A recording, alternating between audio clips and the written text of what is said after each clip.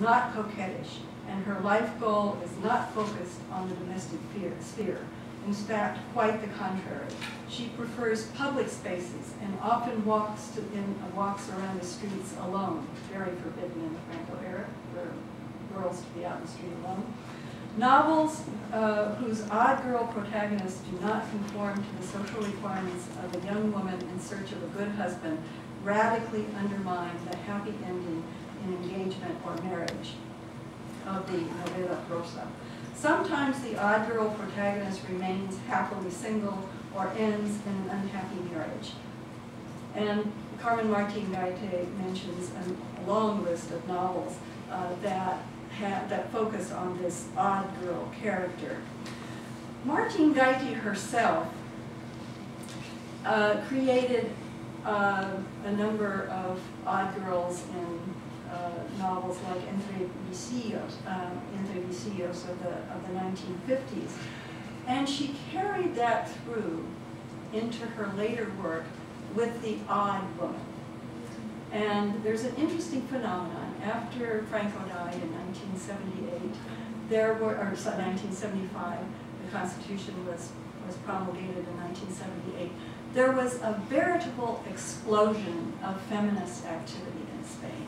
And so, I mean, it's very hard to explain how this could have happened if there had not been this underground, subterranean thread that we see running throughout these subversive novels of La Foret, Matute, and a number of others.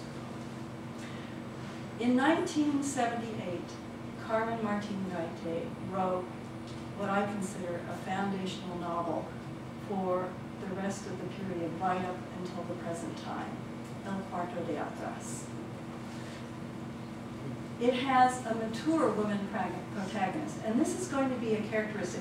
The odd girl disappears to an extent and is replaced by the odd woman, the woman who lives alone, who has her own profession, her own situations of a mature woman. And Carmen Martin Gaite, in a number of her feminist essays, which I won't go into, but talks a great deal about the importance of a woman's being able to be alone. Aguantarse a palo seco. Aguantarse a una misma a palo seco, she says. Women have to learn to be alone. And it's the only way, she says, for women to be creative and to have their own work and their own life. And so she creates a protagonist in El Cuarto de Atrás. She's a writer, but she's in deep writer's block. And she hasn't been able to write anything for months. But one night at midnight, a visitor shows up, a man dressed in black. And this visitor becomes her interlocutor. And so Martin Gaite develops this theory that women can be individuals and alone with their own personality and their own creativity, and they have to find a way to dialogue with others so that this personality and this creative work can develop. And this is the situation that she develops in this extraordinary novel. I'm going to pass over some quotes because I see that time is, my hour is almost up. Actually, we're fine. Our class lasts for the next 2 hours. So I know, but there are probably other people here who aren't members of your class. No, just kidding,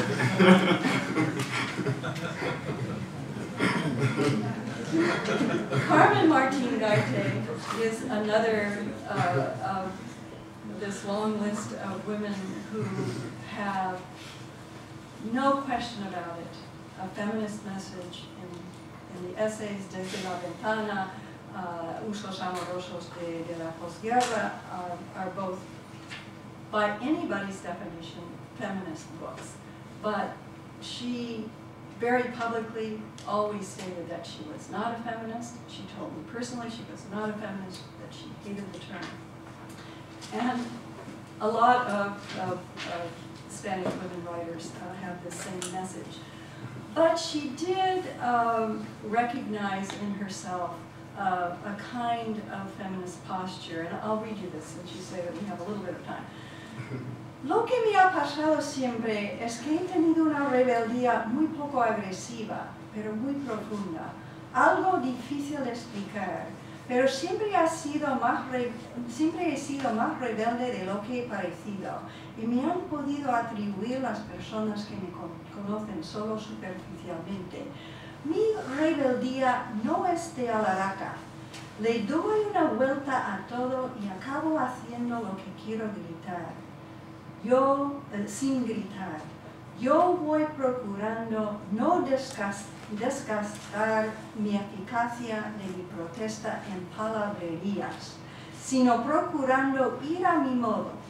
Yo no sé si es táctica, pero procuro rechazar lo que veo que no me gusta, rechazándolo dentro de mí, diciendo yo eso no lo voy a hacer, pero no levantando una bandera y gastando pólvora en salvas. Es que soy morosa, muy morosa. So you can see how this inner fortification that we've been tracing since Concepción Arenal and the idea of the woman's becoming strong within. Maria Martinez Sierra also focused on that aspect. Carmen Laforet as well. Becoming strong from within and becoming a personality. I'm going to move on then to a couple of writers from the Democratic era.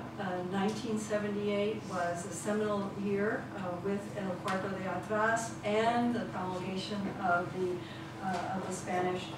new Spanish Constitution, which again guaranteed los españoles son iguales ante la ley sin que pueda prevalecer discriminación alguna por razón de nacimiento, raza, sexo, religión, opinión o cualquier otra condición o circunstancia personal o social. So finally we go back to the measures that the Constitution of the Second Republic put into place. And it's interesting that even though sexual equality in Spain has been a legal fact now for some 35 years, after 20 years had elapsed of this new situation, we can have a novel like Lucía Echevarría's Beatriz y los Cuerpos Celestes of 1998, in which the hangover from the Franco era is still present. The novel is essentially a remake of Carmen Laforet's novel. It's exactly the same situation. A solitary, she's not an orphan, the solitary protagonist, she's a very solitary girl,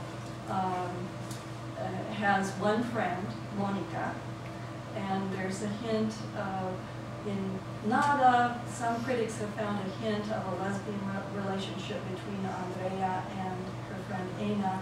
In Lucía Echevarría's novel, this relationship is fully developed. The girl is clearly in love with her friend, and but the friend is totally involved with the drug scene and doesn't have time to develop a relationship with Beatriz. Beatriz does have a lesbian relationship with another woman that she meets in the university in Scotland, where she gets her degree. But Beatriz is permanently damaged by the fact that her mother was a typical Franco-era wife. The husband is always off with his mistresses, and she's left at home. She has no other outlets besides sewing and cooking and keeping the household, and so she focuses all of her attention on Beatriz, and Beatriz is permanently stained by this smothering from her mother. But there's this ray of hope at the end. There's a ray of hope that Beatriz